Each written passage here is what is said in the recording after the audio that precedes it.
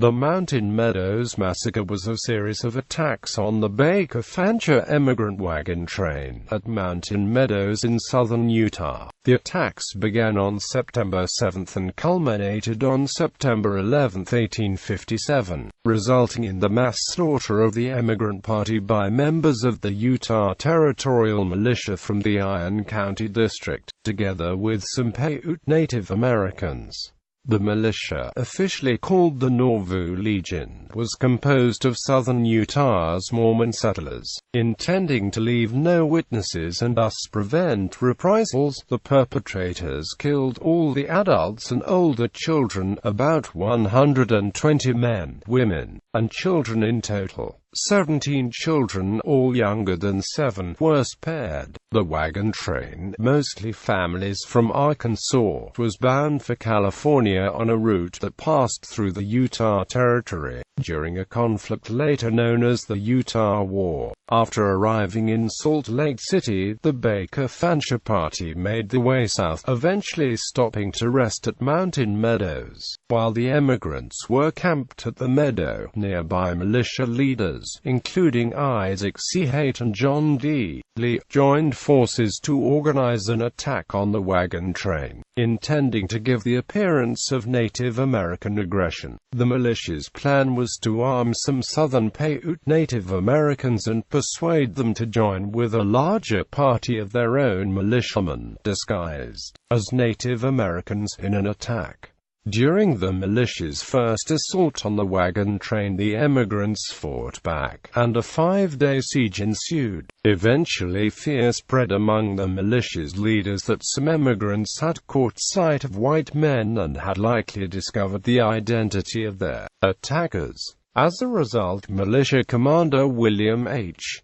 Dame ordered his forces to kill the emigrants. By this time the emigrants were running low on water and provisions, and allowed some approaching members of the militia, who carried a white flag, to enter the camp. The militia members assured the emigrants they were protected and escorted them from the hasty fortification. After walking a distance from the camp, the militiamen, with the help of auxiliary forces hiding nearby, attacked the emigrants and killed all of them that they thought were old enough to be potential witnesses to report the attack. Following the massacre, the perpetrators hastily buried the victims, leaving the bodies vulnerable to wild animals and the climate. Local families took in the surviving children, and many of the victims' possessions were auctioned off. Investigations after interruption by the American Civil War resulted in 9 indictments during 1874. Of the men indicted, only John.The. Lee was tried in a court of law. After 2 trials in the Utah Territory, Lee was convicted by a jury, sentenced to death, and executed by a Utah firing squad on March 23, 1877. Today, historians attribute the massacre to a combination of factors, including war hysteria about possible invasion of Mormon territory and hyperbolic Mormon teachings against outsiders, which were part of the excesses of the Mormon Reformation period. Scholars debate whether senior Mormon leadership, including Brigham Young, directly instigated the massacre or if responsibility lay with the local leaders in southern Utah. History.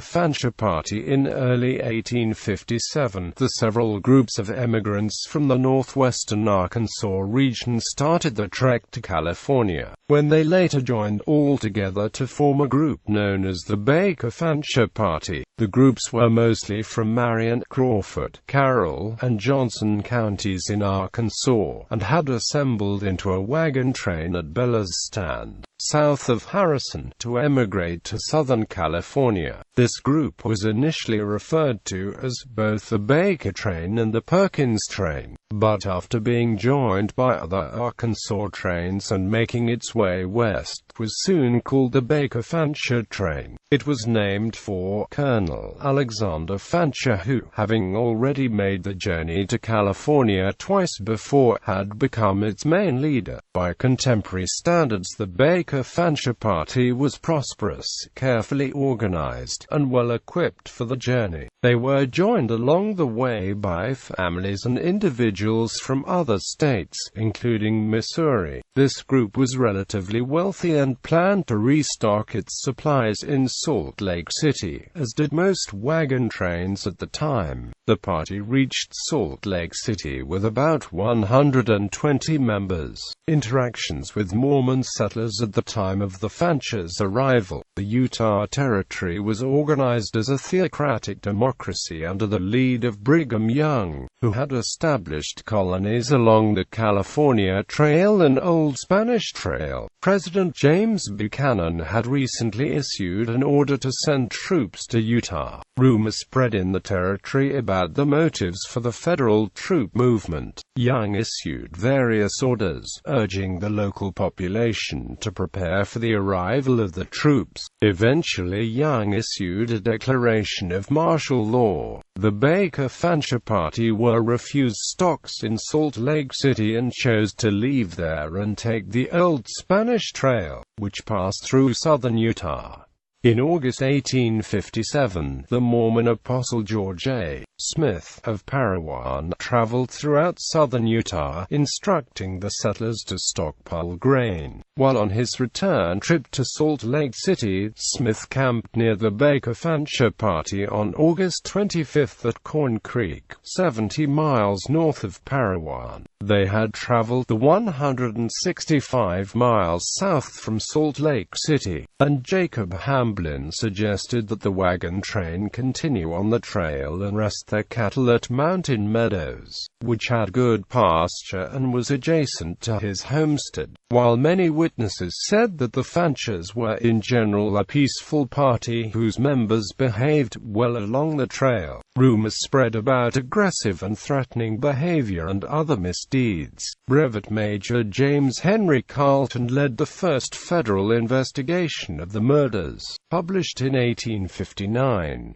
He recorded Hamblin's account that the train was alleged to have poisoned a spring near Corn Creek. This resulted in the deaths of 18 head of cattle and 2 or 3 people who ate the contaminated meat. Carleton interviewed the father of a child who allegedly died from this poisoned spring, and accepted the sincerity of the grieving father, but he also included a statement from an investigator who did not believe the Fancher party was capable of poisoning the spring, given its size. Carleton invited readers to consider a potential explanation for the rumors of misdeeds, noting the general atmosphere of distrust among Mormons for strangers at the time, and that some locals appeared jealous of the Fancher party's wealth. Conspiracy and siege. The Fancher party left Corn Creek and continued the 125 miles to Mountain Meadows, passing Parowan and Cedar City, southern Utah communities led respectively by stake presidents William H.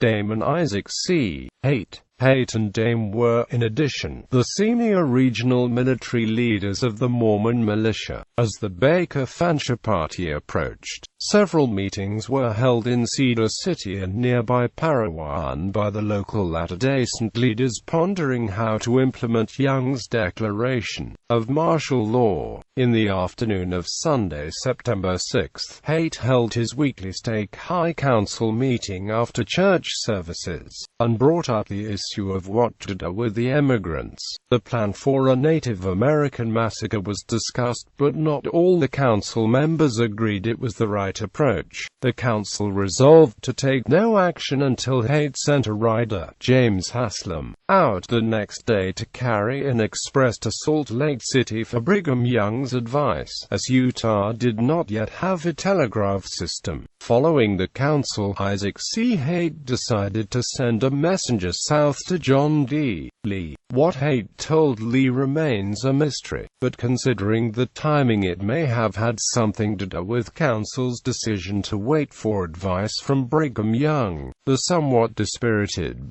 Fancher party found water and fresh grazing for its livestock after reaching grassy, mountain-ringed Mountain Meadows, a widely known stopover were on the old Spanish Trail in early September. They anticipated several days of rest and recuperation before the next 40 miles would take them out of Utah. But on September 7th, the party was attacked by Mormon militiamen dressed as Native Americans and some Native American Paiutes. The Fancher party defended itself by encircling and lowering the wagon's wheels chained together, along with digging shallow trenches and throwing dirt both below and into the wagons, which made a strong barrier. 7 emigrants were killed during the opening attack and were buried somewhere within the wagon encirclement.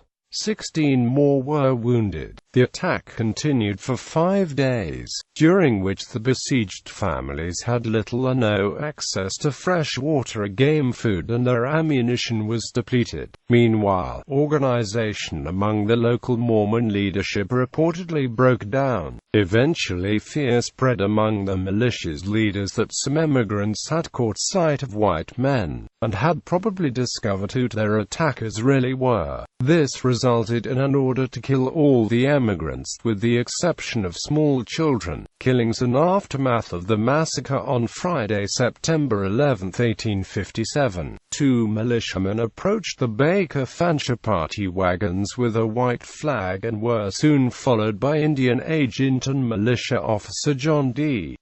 Lee told the battle-weary emigrants that he had negotiated a truce with the Paiutes, whereby they could be escorted safely the 36 miles back to Cedar City under Mormon protection in exchange for turning all of the livestock and supplies over to the Native Americans. Accepting this, the emigrants were led out of the fortification. The adult men were separated from the women and children. The men were paired with a militia escort. When a signal was given, the militiamen turned and shot the male members of the Fancher party standing by the side. The women and children were then ambushed and killed by more militia that were hiding in nearby bushes and ravines. Members of the militia were sworn to secrecy. A plan was set to blame the massacre on the Native Americans. The militia did not kill some small children who were deemed too young to relate the story. These children were taken in by local Mormon families. 17 of the children were later reclaimed by the U.S. Army and returned to relatives in Arkansas. Some of the property of the dead was reportedly taken by the Native Americans involved, while large amounts of the valuables and cattle were taken by the Mormons in southern Utah, including John.The. Lee. Some of the cattle were taken to Salt Lake City and sold or traded. The remaining personal property of the Fancher party was taken to the tithing house at Cedar City and auctioned off to local Mormons. Investigations and prosecutions. An early investigation was conducted by Brigham Young, who interviewed John.The. Lee on September 29, 1857. In 1858, Young sent a report to the Commissioner of Indian Affairs stating that the massacre was the work of Native Americans. The Utah War delayed any investigation by the U.S. federal government until 1859, when Jacob Forney and U.S. Army Brevet Major James Henry Carleton conducted investigations. In Carleton's investigation at Mountain Meadows, he found women's hair tangled in sagebrush and the bones of children still in the mother's arms. Carleton later said it was a sight which can never be forgotten. Quote, after gathering up the skulls and bones of those who had died, Carleton's troops buried them and erected a cairn and cross. Carleton interviewed a few local Mormon settlers and Paiute Native American chiefs, and concluded that there was Mormon involvement in the massacre. He issued a report in May 1859, addressed to the U.S. Assistant Adjutant General, setting forth his findings.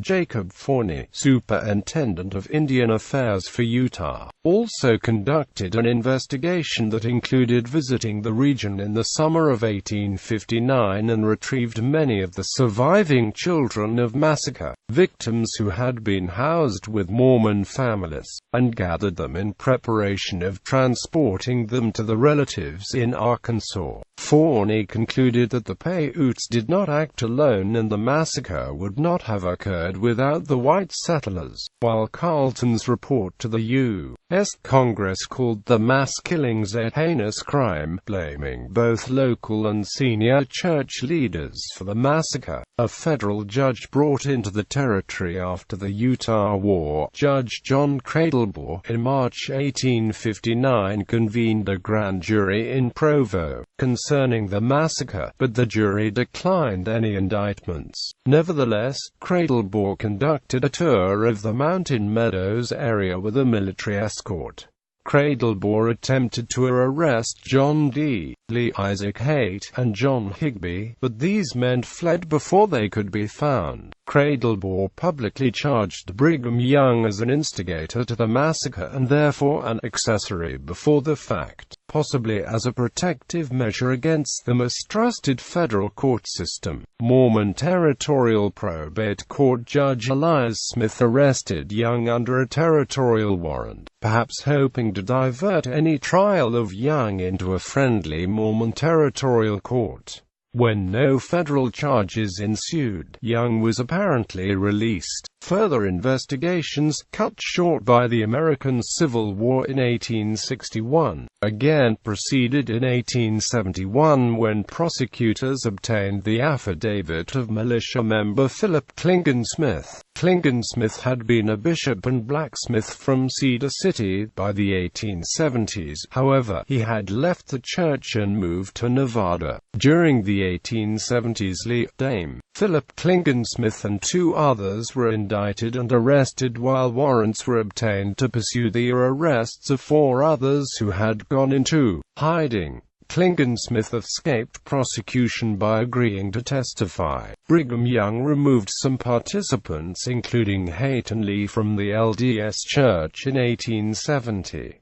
The U.S. posted bounties of $500 each for the capture of Haight, Higbee, and Stewart, while prosecutors chose not to pursue the cases against Dame Wilden and Adair. Lee's first trial began on July 23, 1875, in Beaver, before a jury of 8 Mormons and 4 non-Mormons. This trial led to a hung jury on August 5, 1875. Lee's second trial began September 13, 1876, before an all-Mormon jury. The prosecution called Daniel Wells, Laban Morrill, Joel White, Samuel Knight, Samuel McMurdy, Nephi Johnson, and Jacob Hamblin. Lee also stipulated, against advice of counsel, that the prosecution be allowed to reuse the depositions of Young and Smith from the previous trial. Lee called no witnesses in his defense. This time, Lee was convicted. At Lee's sentencing, as required by Utah Territory statute, he was given the option of being hanged, shot, or beheaded, and he chose to be shot. In 1877, before being executed by firing squad at Mountain Meadows on March 23, 1877, Lee professed that he was a scapegoat for others involved. Brigham Young stated that Lee's fate was just but not a sufficient blood atonement given the enormity of the crime.